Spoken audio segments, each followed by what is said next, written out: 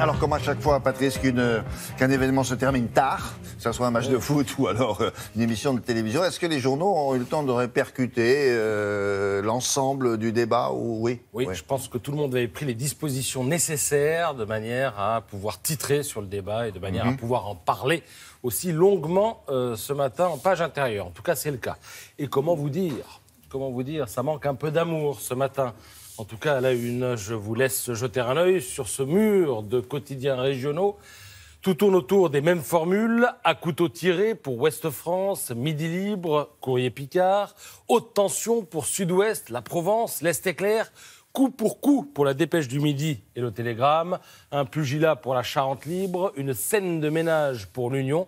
Voilà pour les titres, au lendemain donc de ce débat présidentiel, si tant est que l'on puisse qualifier de présidentiel les deux monologues superposés auxquels il nous a été donné d'assister hier soir. La faute à qui ?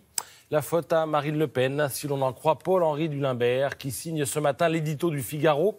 Il n'a pas fallu 5 minutes pour que chacun comprenne que ce débat serait le plus violent de la longue histoire des élections présidentielles. Giscard Mitterrand en 74, Chirac-Mitterrand en 88, d'aimables querelles de salon. Là, tout fut fracassant, fulminant. Et pour tout dire un peu navrant, Marine Le Pen en est évidemment la première responsable qui a adopté d'entrée de jeu la stratégie du char d'assaut, tirant des salves dans tous les sens, de façon souvent désordonnée. Fin de citation.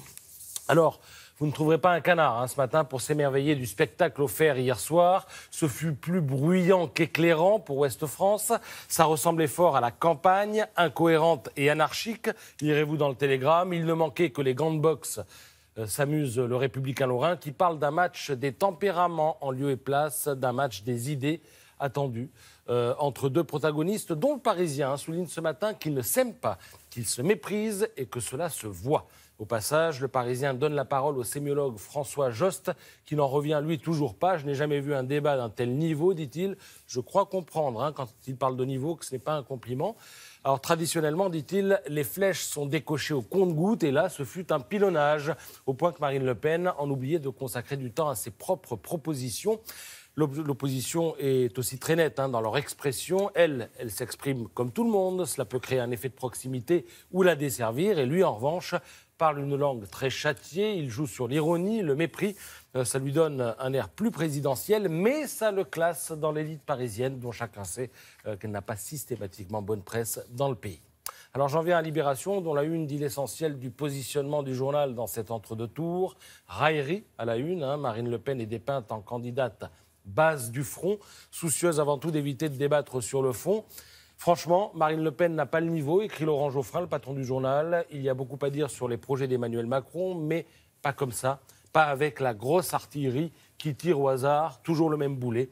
Par la faiblesse de sa concurrente, Macron se retrouve rangé dans la catégorie ONI des sachants.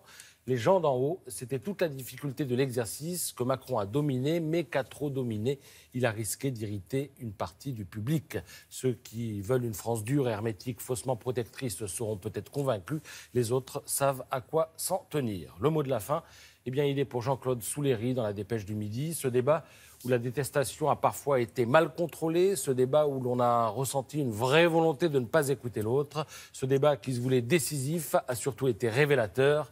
Il nous a apporté la preuve éclatante qu'il est difficile, sinon impossible, de débattre avec l'extrême droite dans un minimum de respect démocratique. Vous aurez compris qu'hier, en tout cas pour les éditorialistes, Marine Le Pen n'a pas gagné. Merci Patrice, à plus tard.